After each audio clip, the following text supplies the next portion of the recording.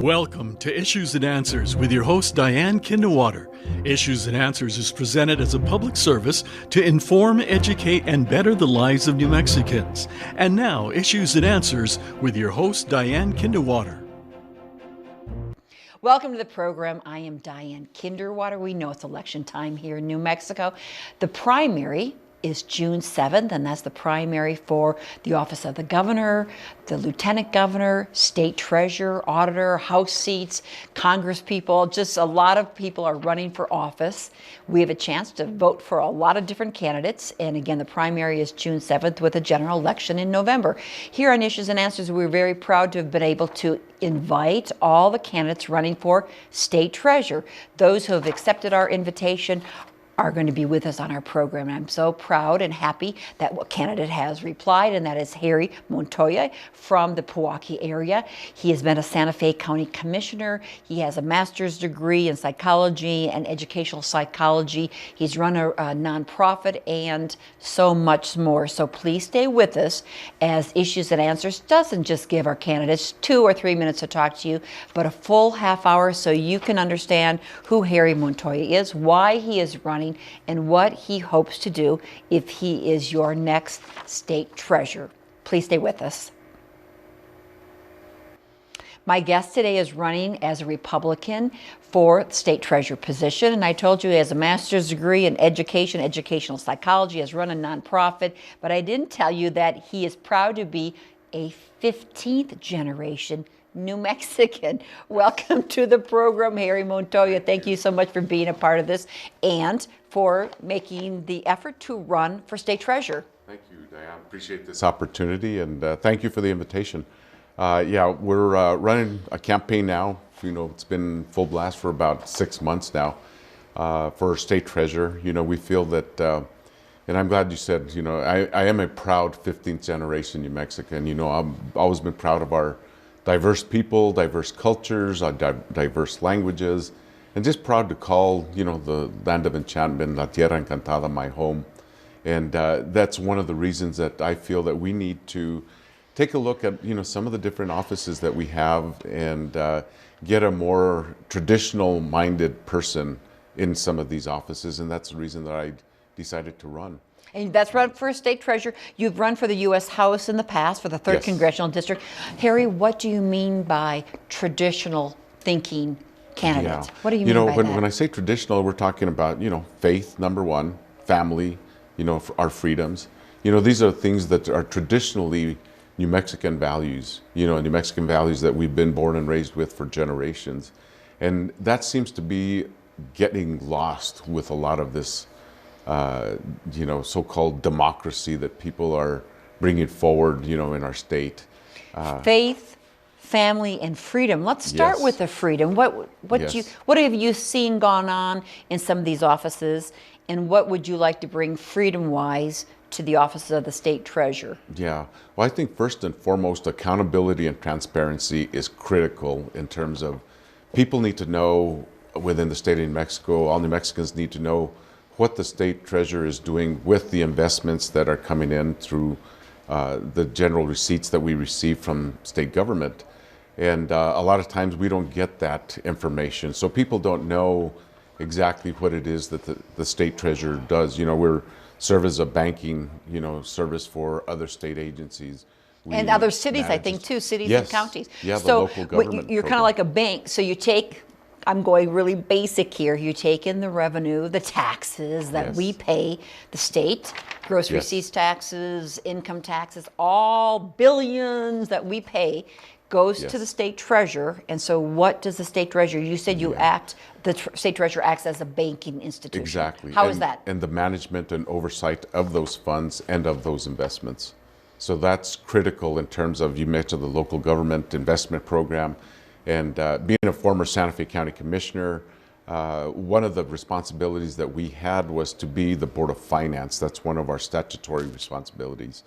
And as the Board of Finance, we make sure that we oversee the investments that we have within Santa Fe County. And we were able to produce as a result, and I should just back up a little bit, we hadn't been meeting as a Board of Finance when I was elected to the Board of County Commissioners. That was in So 2000 for Santa Fe Yes. County Commissioner, 2002 to 2010. Yes. Okay. Yes.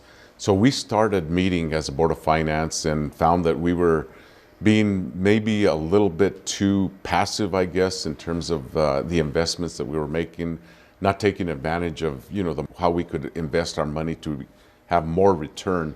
So we started doing that, and we were able to, complete some water projects, road projects, a lot of things that we wouldn't have been able to have done had we not invested the money wisely.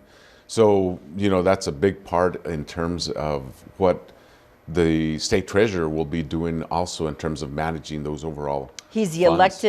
the chief elected financial officer for the state. Yes. So really, I think there's kind of like two hats. One, working as that bank, because one is working for the bank and one is being an investment officer for all those billions of tax dollars, our tax dollars that Yes. go into the coffers. Yes. So regarding, again, the job as the bank, different cities go to the state and ask for loans, or how does that Yeah. work? Well, a lot of it is through their bonds that are issued. So, when they have those bonds, then it's the responsibility of the treasurer to make sure that those bonds are being met in terms of also, having to make the payments for those bonds to the appropriate institutions. And then when the bonds are ready to be dispersed to the local governments, that the state treasurer's office then, follows through and makes sure that those funds are getting used and that they're used for the projects that they're designated for. I guess That's I was always just an important piece. I guess I was just taking that for granted that it would be done, but Yeah. also has the responsibility of oversight to see that the funds are Yes. being spent on those water projects in the different communities. Exactly. Also, again, as the chief financial officer, you sit on the state board of finance with the governor and other elected officers to make investment decisions. Yes. How do you think you had the experience doing that for Santa Fe County? Yes. Now it's going to be at a much bigger level. Yes. What tell me and our audience why your background lends itself to being able to oversee all that? Yeah. Well, Diane, part of my experience also includes I was recruited in 1990, to begin the development of a nonprofit organization in Los Alamos. And as a result of that, I was able to begin my own nonprofit, started my own nonprofit in 1994.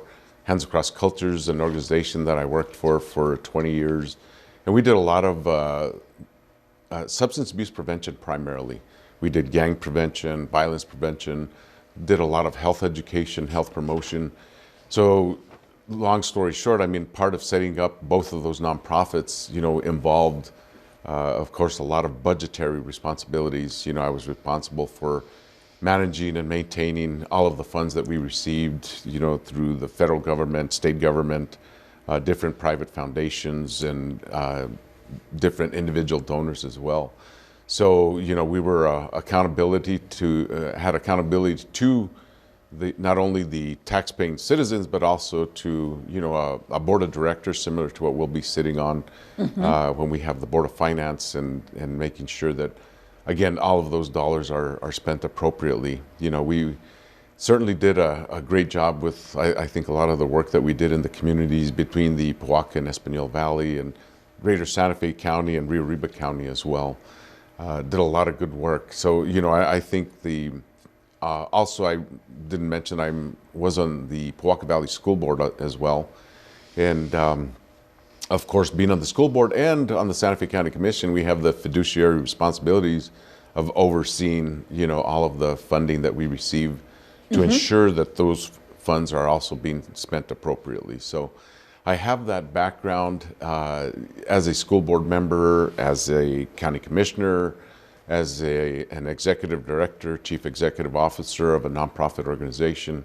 And I just believe that those fiduciary skills and responsibilities lend well in terms of my skill set to this particular office for state treasurer. How are you running for the office, Harry? Are you traveling around the state? What are people telling you? Because again, Yes. kind of the high profile positions are governor, lieutenant governor, Yes. attorney general. Those are the tend to be sexy ones, right? kind of a high profile. But Yeah. The importance, tell our audience the importance of the state treasurer, Yeah. and what are you telling folks on the campaign trail? Yeah, you know, and I get back, Diane, to accountability and transparency. Those are the things that I just believe are critical. The state treasurer, in my estimation, needs to work as part of the team, you know, the executive team. And that executive team, you know, starts with the governor, lieutenant governor, the secretary of state, the state auditor, all the state elected positions. And what I'm telling people is that we need, what I mentioned earlier, the traditional kind of conservative mindset a little bit in terms of some sort of balance. You know, right now, I think state government is totally imbalanced in terms of the progressive agenda that has been brought on by, you know, a lot of the Democrats that are, well, they say they're Democrats, but, you know, they're progressives and, you know, even moving towards socialist sorts of activity in terms of their policy. You know, maybe not, well, activity and policy are kind of one and the same. So, you know, what I'm telling folks is that we need that, you know, again, that traditional mindset that we've had in New Mexico that we can't lose. You know, the fear that I have is not only for myself, but for everybody in this state in terms of where are we headed? You know, are we headed to where we're going to be able to say, you know, generations from now, I did the right thing for my kids, my grandkids, my grandchildren, for all people. And right now, I feel like I need to get involved, and that's part of why I got involved, because I feel that we need that voice that Our freedoms are being taken away. Exactly. Which areas do you Exactly. see that happening? Of course, some people, I could tell you my opinion on it, but you're here. Yeah. Where do you see our freedoms eroding here in the state of New Mexico? Yeah. Well, I think, you know, we can take this whole COVID example as a perfect example of our freedoms being stripped away. You know, I think we should have you know, God gives us free will, you know, and that's one of the things that we should be able to, as individuals, determine, you know, what is our part in this whole COVID situation. Are we going to be vaccinated or not? You know, do we have to wear masks or not? I mean, it's you know, it's a complete lockdown that has been a complete failure, in my opinion, in terms of the way New Mexico has handled this. And I think we need leaders, again, in the executive branch of government, of which the state treasurer is a part of, that are going to be vocal in terms of what are the freedoms that we have that have been given to us by God, you know. And, you know, Yeah. Go ahead. no, I was going to say, I'm a, you know, pro-life individual. I've always been pro-life my entire life. I am, you know, a former Democrat. I should say that, you know, I did serve in previous offices as a Democrat. I do have to say my wife has been a lifelong Republican. And kind of we have seen things kind of evolve to the point now where I just cannot be a part of what the Democrat Party promotes and what they have been doing to this state in terms of destroying it. I just cannot be a part of that. And I just felt like, you know, and I open my days with prayer every day, Diane, and part of the prayer in Psalm 144:1 is, Lord, prepare my hands for battle. And this is not necessarily a combat battle as much as it's going to be a battle to bring back some of the fundamental rights, some of the fundamental freedoms that we're losing in this state and in this country. What's interesting, when did you change your affiliation, your party affiliation, Harry?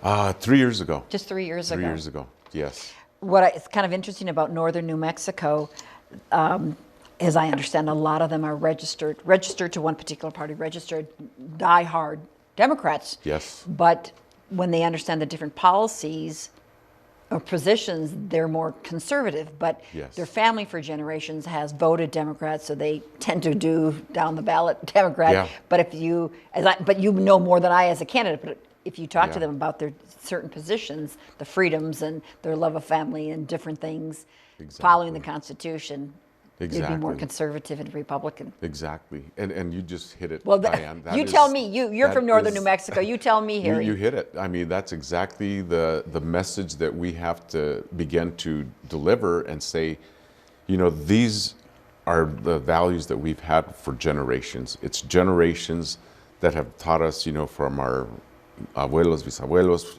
on down the line, grandparents, great-grandparents, and our, aunts and uncles and everyone who have promoted the way we live, our lives. And it's, I have to say, it's probably a lot of it is based on love of one another. And those are the things that I'm going to have to take a look at in terms of how do we deliver that message, exactly what you just said, that, these are the fundamental things that we've had forever. When you look at the policies of what the different parties have, and when we look at it, there are a lot of conservative Democrats in northern New Mexico that are along the lines of where I come from. And that's one of the things. Are they registered though? Are they registered? They're registered. They're still registered as Democrats. Yeah. They're still registered as Democrats. So, I think, and this came about, in the early 1930s with FDR and the Great New Deal, and what it turned into was a big old, handout for a lot of people that continue to feel that the government's responsibility is to provide for me, not for me to provide for myself and for my family and my community. And if you see a lot of the people that that maintain their Republican registration, because everybody in northern New Mexico was Republican at one time. That was the whole thing. And when the FDR came in with the Great New Deal, and I'm not exaggerating, Diane, there was a table over here and a table over here, and the people were told, okay, well, if you want a job, go apply for it over here, but you first of all have to go and register it over here to vote, and you're going to register as a Democrat. So in order to go to that job to get the job, to that table to get the job, you had to go to this table and register as a Democrat, and that's how the Democrat Party infiltrated the traditional Hispano and Native American populations back in the early 1930s. And you'll hear this from a lot of people, when I switched, I could not believe the amount of people that I ran into said, my grandfather was Republican, my grandmother was a Republican, my aunts and uncles were all Republican. They were all Republicans, and very few maintained their Republican Party affiliation because of what happened during the FDR days. So we have to get back to, these are the traditional values that we've had forever. Sometimes it seems like government is robbing an individual, a parent, of being responsible for their own family Exactly. and making choices for their own family. When government gives them a handout, then you're beholden to that handout That's to exactly continue right. instead of having the pride of being self-sufficient and taking care. Now, Yeah. COVID was a difficult time, of course, when government, especially here, shut down everything and everybody. Yeah, People, for no fault of their own, could not work exactly. because their businesses were closed exactly. by the executive of the state. Exactly. And now it's tough. How is it in northern Yeah. New Mexico getting back Oh, on its feet? We've seen a bunch of businesses in northern New Mexico that have shut down, never to come back. I think statewide it's over 2,000 now. And in northern New Mexico, I can think of so many places that have been shut down and that are continuing to shut down because they haven't recovered. It's a tough thing to recover after not having an income for over a year and then try and start up and get your business going again. This whole issue with shipping and things being backlogged. Mm-hmm. It's affecting all these businesses that they have to deliver certain products and they don't have access to those products that they need to deliver to their clients. So sometimes northern New Mexico seemed sometimes not too many jobs, little depressed area. Yeah. How is it now though? Yeah. During COVID, after 24 months of COVID. Yeah, it's much worse. It's much worse. We're seeing, I think, reported issues with substance abuse, reported issues of suicide. All the mental health issues that have come along with it. We're thankfully starting to see some of the churches open back up and some of them lessen some of the restrictions that have been, given to us by, and being a Catholic and given, our directives from the Archbishop have been somewhat restrictive.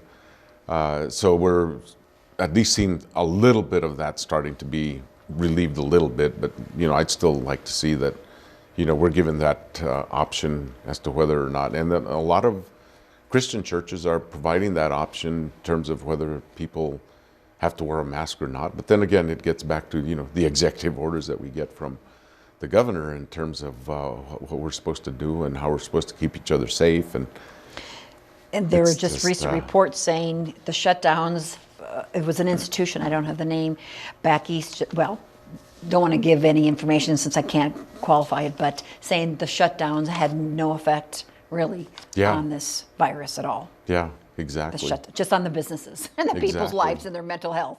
But getting back to the state treasurer's office, your background again has been as a psychologist, educational psychologist, substance abuse. That was the nonprofit that you ran for what, 20 years? Yes. You worked for them and then you ran your own as an executive director. Yes. Yeah. Is northern New Mexico getting healthier? I mean, I know it's been tough these past 2 years, and substance abuse is such a challenge. Yeah. Well, Diana, and I look at it as, in 20 years, we made some progress, and we started to see a decrease in a lot of the, variables that we have in terms of what contribute to substance abuse.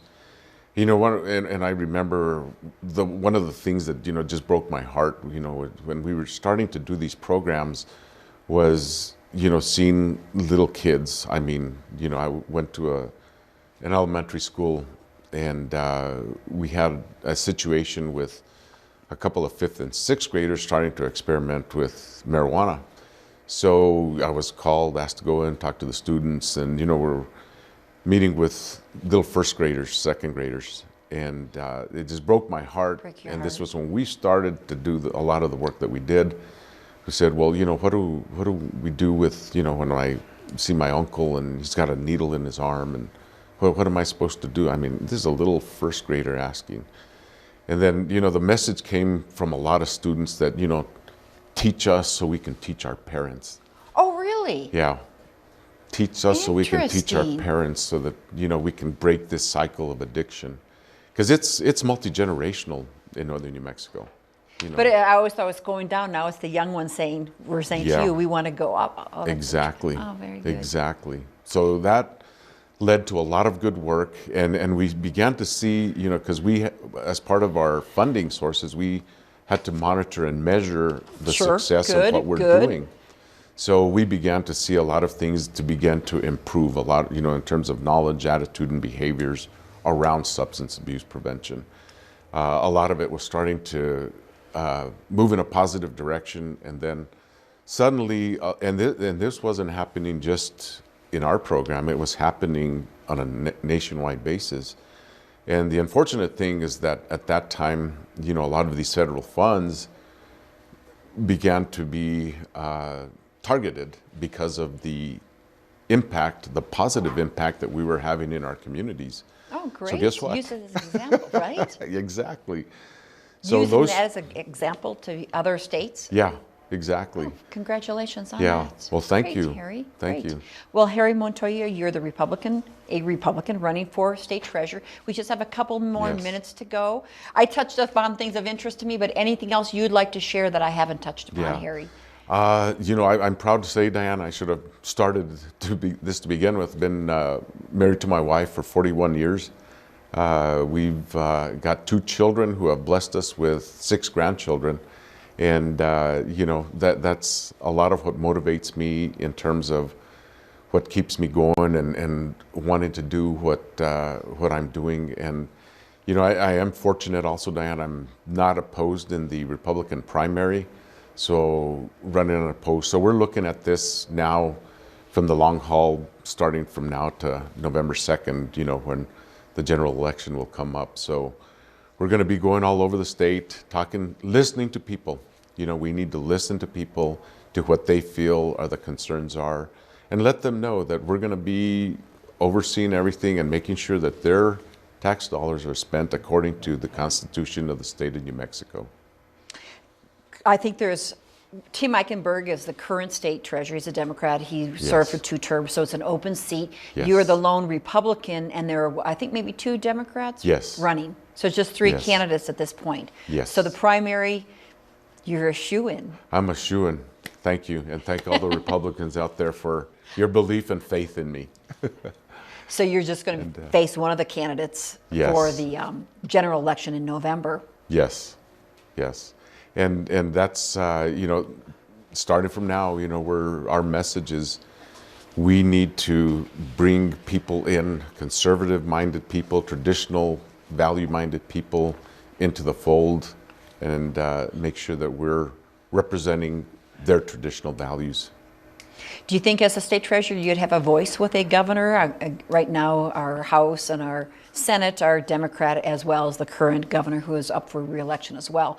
But what do you think as an elected official, along the other ones are elected, what kind of impact or influence do you think you would have as state treasurer to voice those thoughts about freedom? Yeah, see, and that's exactly what my responsibility will be, because that's what people will be electing me into that office for. Not to be someone that's just going to be sit back and kind of go with the flow, but to kind of push against that flow and push against what's going on right now with the legislature and with the governor, the current governor.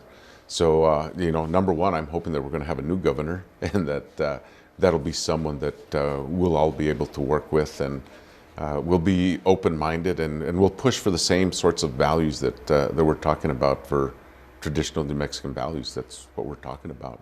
15 generations of them. Yes, exactly. Got to keep it going. Add all that up. You said you're one of 14 families. Yeah, one of the 14 original Hispano families that moved into New Mexico when they settled here in the Santa Fe area. And you haven't left it because it's the best place to be. It's the best place to be. God has blessed us here. Thank you. Harry, thank you for running for state treasurer. Harry Montoya, the Republican, lone Republican, and he'll be in the primary, but then also in the general election. And we thank the station for bringing you the candidates, half hour worth of them. Thanks for watching. I'm Diane Kinderwater. Make it a great week with your family. We'll see you next time. Bye-bye. Issues and Answers with your host Diane Kinderwater is presented as a public service to inform, educate, and better the lives of New Mexicans. To comment on today's program or to purchase a copy of any Issues and Answers program, visit sunbroadcasting.org or call us at 505-345-1991.